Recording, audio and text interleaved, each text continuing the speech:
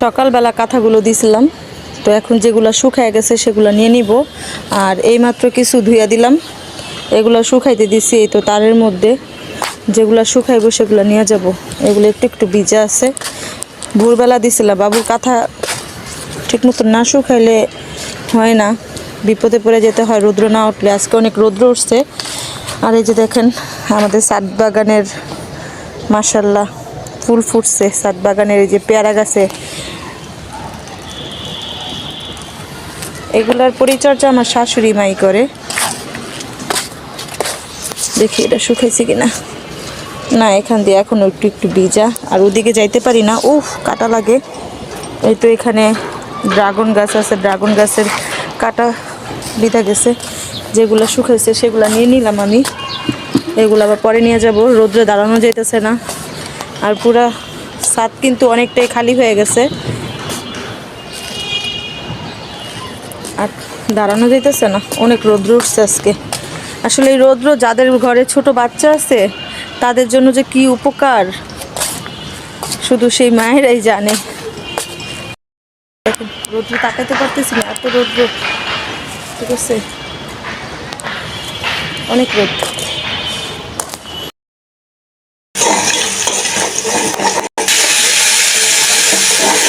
তাদের থেকে মেয়ের কাঁথাগুলা নিয়ে আসা, তারপরে রান্না করার জন্য আর কি রান্নাঘরে চলে আসলাম। রান্না বান্নার সব কিছুর আয়োজন করে ফেলছি। এখানে মেয়ের জন্য মুরগির তরকারি রান্না করব, সেজন্য আমি পেঁয়াজগুলো ভেজে তারপর কষিয়ে নিচ্ছি। আর এতে এখানে মুরগিগুলো ভেজে সাথে আমি আলুগুলো ভেজে নিয়েছি রান্না করার জন্য। মরিচের গুঁড়া দিয়ে দিলাম, হলুদের গুঁড়া দিয়ে দিচ্ছি।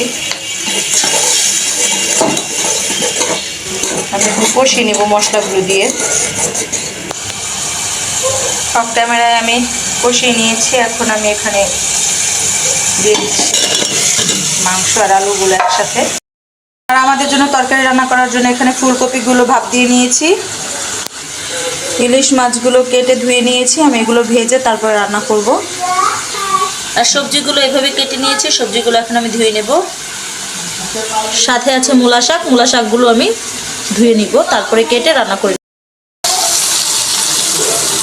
পিচ্ছিটারে ঘুম নাইছিলাম, তো ওটা এখন উঠে গেছে। আমি এখন রান্না করা অফ করে দিয়ে তারপর আবার ঘুম পাড়িয়ে রান্না করতে আসতে হবে আমাকে। আমি এখানে জিরার গুঁড়াটা দিয়ে দিচ্ছি, কারণ বাবু জিরার গুঁড়ার গন্ধ পেলে খাইতে চায় না, তাই একসাথেই দিয়ে দিলাম। হয়ে যাবে, জিরার গন্ধটা খুব হবে না, আর টেস্টও হবে। রান্না হয়ে যাবে। আর এদিকে যেহেতু বাবু উঠে গেছে, আমি এত ভালোভাবে রান্নাও করতে পারবো না, যত তাড়াতাড়ি শর্টকাট রান্না করতে পারি আর কি। ঢাকা দিলাম, এখন আলা হইতে থাকুক। আমি এখানে বারবার চুলা ধরাচ্ছিলাম আর নিবাচ্ছিলাম, কারণ বাবু উঠে গিয়েছিল। ওকে ঘুম পাড়িয়ে তারপরে আমাকে রান্না করতে হবে, কারণ ওকে ধরার মতন কেউ ছিল না। আর আমার মেয়েও কিন্তু স্কুলে ছিল, ওর পরীক্ষা চলতেছিল, তো ওর কাছে দিয়েই তারপর আমি রান্না করতে যাব। ওকে ঘুম নিয়ে এসে আবার ঘুমাইছে বাবু। অনেক কষ্ট হয়েছে ঘুম নেওয়ানোর জন্য, ওকে ঘুম নিচ্ছে। তো এখন এই তো আমি মাছগুলো ভেজে নিচ্ছি, আর এইখানে তরকারিগুলো কষায় নিচ্ছি। আর এইখানে আমার শ্বশুর শাশুড়ির জন্য মাছ কষায় নিলাম।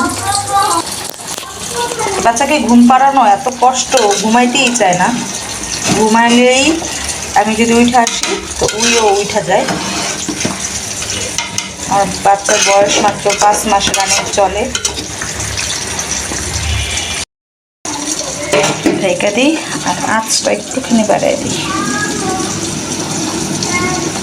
রান্না শেষও করতে পারিনি, আবার উঠে বসে আছে। তো এভাবেই আমার কাজ চলে।